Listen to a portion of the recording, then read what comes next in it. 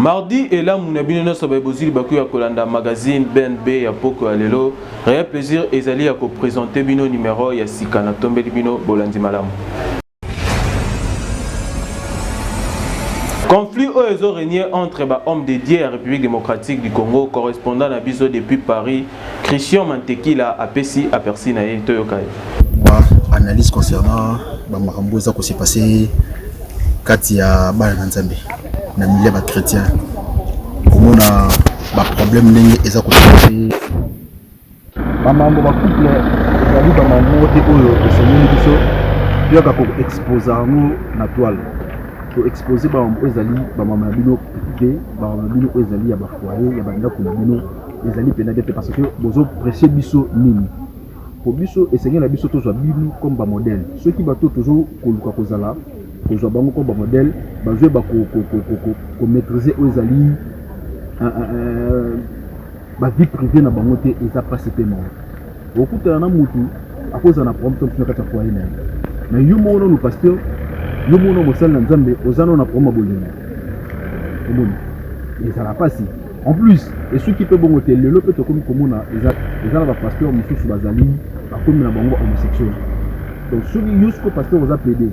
Mutu ayepa na yo obondele oza na problème libala yebisa na yo communiquer mutu na nini opesa mutu na nini komona ba rancune ezako se passer entre basal na Nzambe to mona onde wera na jibe atako to rancune ya baranda wera na jibe ezalaki même pas bon yesa la kitoko te esa propreté komona à tout moment ba militaire basal na Nzambe to mona que non moi si ya pasteur pour les la télévision pour le bêtise pour le sanité devant ba tout baté bazo presser ba tout nini nazo baté mboka na biso to komi ko kende na mamango na niveau nini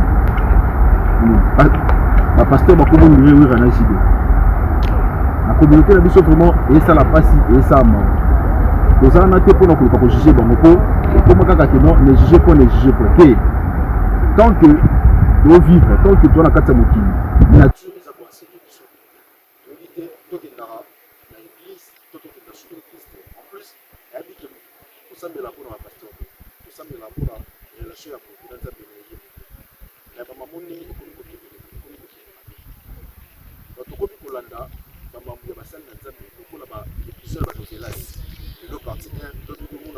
le buna partie 3 donc to komi ko fande lango lokola ndenge to landelaka ba novelage omoni eza la pena kitoma kasite eza pena minute nanga mna bino basala Nzambe boye ba ko sunga peuple po bampate obino bozo boma bampate obino bozo bebisa Nzambe otuna binongo enjo Nzambe otuna binongo bampate on apesa ki bino boye ba ko gérer bango te pourquoi donc moi mki on azali nango loba yango na merci.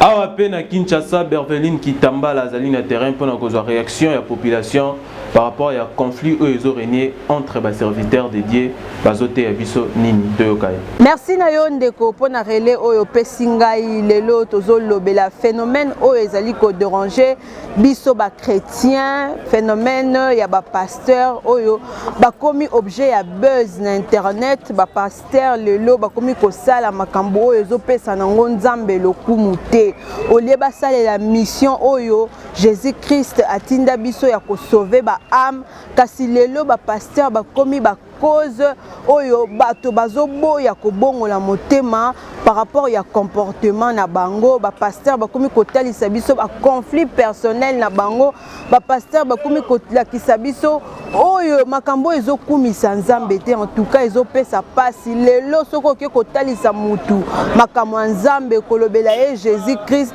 azolakisa eloko nini olobala ngatala kutu ba pasteur bango moko nde ba vivre en tout cas epesa pasi makasi yango toyaki kozwa réaction ya population par rapport ya makambo oyo ezoleka epa ya basali na Nzambe. Bible yango moko lobake le pasteur baza ba berger baza ba modèle pour la nation et puis pour la batebele. Non, normalement nous ne sommes pas vraiment censés oyer ba vie personnelle là-bas parce que normalement, attend que les humains, on pouvait prendre tout simplement les bons côtés à pasteur et pas copier de mauvais côtés à Batou, parce que Bazapé Batou, ils sont des humains, ils pouvaient arriver, des défauts. Normalement, en tant qu'humain, on peut prendre leur bon côté puis laisser les mauvais côtés. Ceux qui bango basali bongo, les tieni ba osale pa na biso ba chrétien. Bango baza ba o nzamba tinda po na biso. Que ba meke pe ko revoir comportement na bango. Pour na aimer que pe osunga biso ba fidèle. Tout ça là toujours dans l'alignement. La Bible dit bien que non, et ils sont là juste pour nous encadrer. Les pasteurs sont là pour les salir des âmes de Dieu. Sainteté bakoki ko mesurer de. Maintenant na lo ba pe conseil pour na papa na biso bazo kamba biso. En tout cas vraiment nous sommes là pour les modèles. Les pasteurs sont là pour les modèles. Vraiment il faut pas éviter ya ko la kisa ba rankine bango en public. Ba chaque step pour na makambi wana je me demande comment fait-il que non vie na yo moko zo la vie moko caché o bana ko bimisango en public. Peut-être donc senga na bango eza baba na ko mener vie moko ezali modèle pour na biso bandimi en fait que to bana ko landa suivre moko bien. Bino moko boyoki réaction ya population na likambo oyo biso to koloba kaka na basali ya Nzambe baye ba ko gérer ba problème na bango basala juste mission oyo Jésus-Christ Nazareth apesa biso ya ko sauver ba âme et non ya ko komisa batu de plus en plus incrédule ezo sala malamu te. Ezali ngai Berveline Kitambala na compte ya BNB Mag. Ndeko nazongeli orele. Totika na dossier ya ba pasteur. Ba pasteur ba koma côté na ba bis ebele ba koma koya na likanisi ke bazali na orphelinat. Intéressant ki rédaction ya magazine BNB population ba réagir. Bayaka côté ya batu sango malamu. Sango malamu ngoza nani kombo Jésus-Christ dakati obisonya stondimela. Alors escroquerie na bango ba koma nango lisusu na sima komba Nzambe disons komba Jésus bazwa kokosa biso kotunga ba orphelin to sala boye na ba vidéo na maboko ba photo na ba photo bana ba image bana batu nzoka nde ba mwa mabonza wana bazozwa na kati ya ba bis ezande ya bango moko a poche okolandela malema ti place ya kokitela osuki bu pasta koti malewa soit bu pasta koti wenze awabima wenze bo tala sachet tala kitunga croyant que azomemela ngo ba orphelin mais akina ngonde na ndako na ye tandis que azobosana ke batu na kati ya mituko ba cotiser ba mbongo pona ba orphelin. Beaucoup de personnes oyo bazo zwa ba titre ya ba pasteur bazo zwa ba titre ya ba homme de Dieu bazo se faire passer pour na ba homme de Dieu bazo le kana ba bis pour na côté mais ça na remarque moko o batu nyonso tu bazo ça les autres la kaka bazo ko bata manasima ya ba orphelinat ONG pour na ko senga ka bambongo. Or que si nous rentrons dans la Bible dit Jésus est en train de demander aux disciples, il dit allez faites de toutes les nations mes disciples.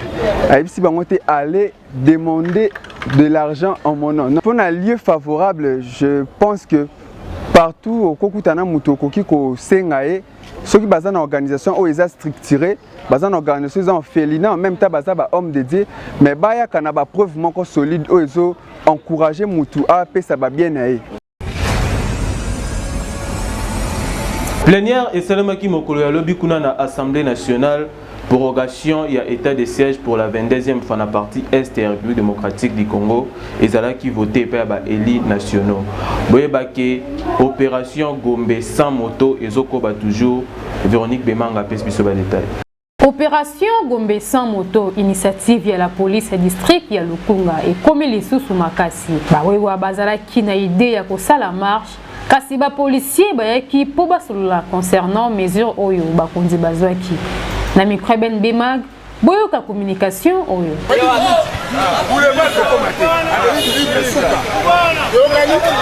Ba wewa très inquiet na décision oyo. Pona bango Gombe eza lokola ba commune nyonso. Pourquoi tracasserie kasi na ngambo ya la police mibeko nde mibeko balingi komona ata motard moko te po Gombe eza esika ba institution ya mboka ezali bapa ya ebele yango balingi te bamona bawewa awa. Nul n'est au-dessus de la loi. Il faut respecter les lois et les règlements de notre pays, les lois que moi je n'ai pas voté, mais que moi j'ai la mission de faire appliquer, de faire respecter. Et voilà pourquoi nous sommes là. Donc je les appelle tout simplement au respect, à être des bons citoyens. Je les appelle au civisme. ils respectent les lois du pays. La loi interdit que l'on ne franchisse pas le boulevard de 30 juin. On n'arrive même pas au boulevard de 30 juin. Ils respectent et je pense qu'ils seront dans la paix. Hausse des prix à carburant au prix ezoye banate soke matin à 100 francs, topé ça 80 francs parce que ba prix eza penza stabilité. Véronique Bemanga a signé reportage réaction à la population. Likambo etali hausse de prix à carburant à Wanaville province ya Kinshasa et komi kopé ça passe mingi na population. Transport est komi tellement difficile. Transport au ezalaka 1000 francs et komi 1500. Au ezalaka 500 et komi 1000 francs. Et bongo likambo etali demi-terrain wana ndeko ya ba chauffeur. Na Mikreben Bemag boyoka communication oyo. Tozo souffrir parce que mingi ba komi ko la mugomona 4 heures pour kendo ko vendre na station. On a zwa carburant. On n'a pas vendu banda 4 heures wana tito comme ba 7 heures 8 heures à 8 heures donc moyen ko sala autrement exact. Ceux qui azalaki na monda mbwana a forcer a kendo ko sala. Donc ekosimba te pa ba kolo mutuka. Carburant et uta Ukraine et en RDC. Biso pe biloko na biso mingi kendara. Donc ils a passé baluka solution de. Bon, ils ont pas si mingi cause carburant parce que et comme même dans la station au y a des 6 heures, au longona 9 heures, 12 heures. Au moins on a pas dans la station pour le carburant. Bah car l'équipe belé tellement l'équipe belé bon carburant si libre OK carburant si donc tozonyo quand on pena makasi baluki la biso solution ba kondi bata makambo oyo pour baluki la biso solution parce que carburant ezo boma population makasi ba moyen de transport ezaté. Gouvernement congolais bo mekana nous kozwa solution pour na likambo etali carburant pour population de ezo subir ba conséquences. Eza normal ten. La municipalité ya Kimbantseke insécurité ezo continuer korigner makasi na kona babomi mutukuna epesa ki pasi mingi. Lodi Delou voit reportage. Ndeko mobali alali boye akufi mama azolela na mupandi ba bengi ye ke mwana na ye ba beti ye masasi na ba policier kasi la police na ngambu na bango balobi ezali na yango bongo te. Il paraît que ndeko bazalaki kobundana ba incivique nde batie mbeli akufi sur place. La police bakomaki déjà na retard. Drame oyo et salemi na commune ya Kimbantseke. On dirait mbeli ya chuba kaka boye. On pense que les chefs on passe kwa pesa ngaka paso. Mbeli yangu ana. Mbese. Moni mbeli eba tubaje mbeli bana oyo bali kwa kumenase na ngambo wana kuna boulangerie zali ti na ngambo oyo bakota kapenza batumbaka bandako na minito bandako emusuze epela kuna na se mama boyo apart kotona lukime zali biloko nyonso ya bato ya bandako eza te bakimisa ngo likolo bana ya kuluna donc lelo pe bazako otombe lokola mutu na bango moko akufi boye na machete po eza masasi te machete soki masasi ekopanza na sima kuna wana so bo filmer kuna bomona ba machete za kuna tolingi bomona poko batake police bomi mutu te wana eza machete ablandi jeto ya mwana na akufi na bitumba oyebi yango azanani Patrick Patrick nani Comment est-ce siko yaza utaki apa koma makambo yawa autai copy abimai akende copy depuis vendredi donc ozonga ne ka lelo biso na ndako toyebi te nde tofandika boye toyoka bayeli biso rapport o mwana utaki copy tanga ye azali kola moto ale babeti ye masasi nde akwei tokanisa kutu bamemie na hôpital nzoka nde sur place. Mais ça va tari nzoto wana eza masasi po masasi panzaka moto mikolo oyo nyonso tozoyoka kaka babomi bayibi babuki nyonso ezosalema kaka na district ya Tchangu. En tout cas makambo ya boye ezosenga renforcement ya sécurité na coin oyo ya capitale po komona makambo ya boye ezali malamu te surtout awa na commune ya Kimbantseke batu bakoya kosila eza normal te. Toki tapé na municipalité ya Masina esika wa population ya kona bango pe bazana insécurité na ndenge ya kosakana te tolanda bango. Donc kimi ezate na butu ba criminel ça c'est que chaque butu to la la tete kuma ko banga insécurité na moyi ba kuluna na butu ba criminel batina la biso sécurité to na posa sécurité na commune na biso masina peto Congo. Beaucoup plus faut l'état s'impliquer dans makambo. Ah aux amona ba venir l'état to na venir Gimpoko. OK na sebo na venir ba venir na sebo to na ba yamfuna au moins ba na coton na ba solarité. So traverser pour ne pas yebi za likoto likolo problème. Donc l'état vraiment beaucoup plus il faut s'impliquer dans makambo. Makambo italien sécurité, je pense que exagéré. Neti na bimi Kimpoko na quartier na biso Imbali pona bato ba monani o bakutani bazobenga lokola style ya bato akuluna. En tout cas eloko moko ezopesa passe mingi yango tozoloba tozosengana gouvernement en place atala po awa moyen ezali te bazomela yango bangi kaka na nzela na butu bazokata bato ba sacoche kaka na avenue oyo na bakoin ya banzela nyonso wana bazali kaka bango na bango okuta bango bazali bien balati bien or que na kati wana bazali déjà na baza miné na bambeli baza miné na ba machette chaque 20 heures circulation ezali sous te so ekomi ka 20 heures mo tambola so ezate bakuluna toza problème bakuluna makasi so ekomi 20 heures mo tambola ezate ndela abo ekala mo mbule utso fa ko beta o balipe da babunda bo likolo bazokata batu sonzati toza bana ba likolo kuna benga bango ba base ya ba Rwandais et puis tout ça toza na armée noire vous comprenez. Alors bana bazo tungisaka batu na butu à partir à 22h 22h 23h oza likolo ya moto yo za chauffeur bango so na memio nde oza boza client na ngai ngana akumba baotala ngate baotala yo moto za na sima surtout bana basi bato bava na Vallée quartier Vallée na commune ya Masina baluka bapesa biso social pour esunga biso bango nde babi état de droit. Alors état de droit il faut ça juste partout. La difficulté à makasi eza vraiment tout ba insécurité kuluni eza makasi koto yo talaka munene ya quartier yo social ezala te de ya des fois au mona bitumbe banda wa tinenge bana ndenge pe esila au mona ba policier ba yate ba policier ba yaka souvent ba uta à côté ya abattoir baza mo musika. Donc ils sont un peu distants. Donc il mieux vaut sur cette mise à la permanent pour sécuriser ces chaos. Na sport boye bake kala mingi te lina foot ezozonga. Ministre ya sport azalaki na réunion na batu ya FECOFA pe délégation ya lina foot tous un message haut. Oui, conjointement avec la lina foot nous avons été invités par l'autorité.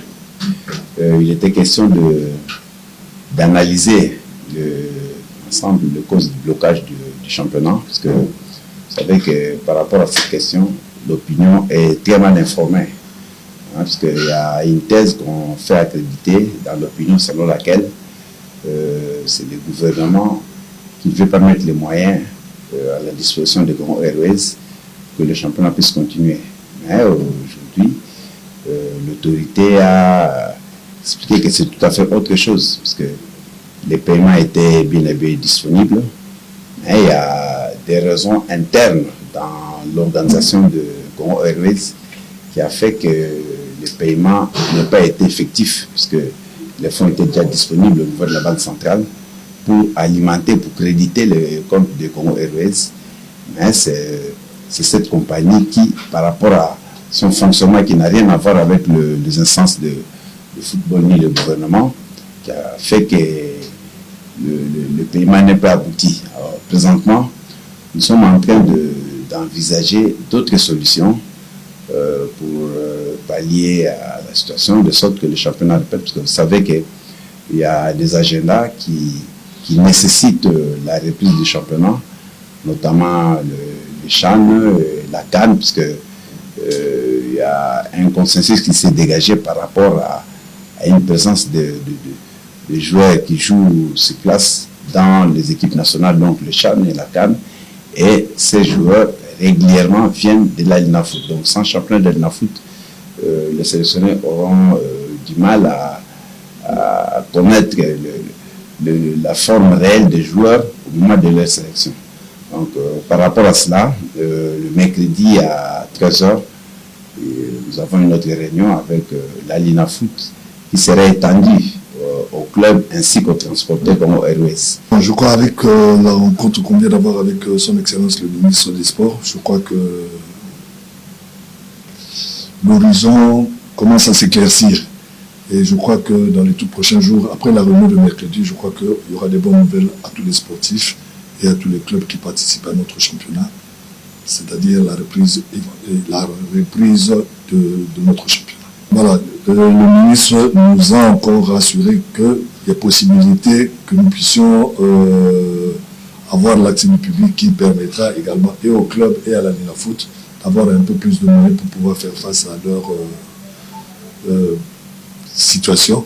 Mais je crois que tout a été fait, mais il y a quand même certaines conditions que nous devons remplir avant que le ministre nous accorde le retour du public au stade. Mais je crois que c'est déjà chose faite, puisque par rapport aux conditions qu'a posées le ministre, nous avons les moyens de pouvoir les réguler. Awande to tiré rideau ya présentation ya poko ya lelo mardi 19 avril 2022. Réel plaisir ezalaki ya ko présenter bino numéro ya sikana sima caméra tozalaki na Glody Dielouvoa. Merci na montage ya Vini Mokono, sans oublier les coordonnateurs les plus gentils de l'Afrique centrale, les cordons Baudry Kanda, la candalisation, l'autorité morale. Ngana bino tokutani mikolo ezali koya. Bye bye.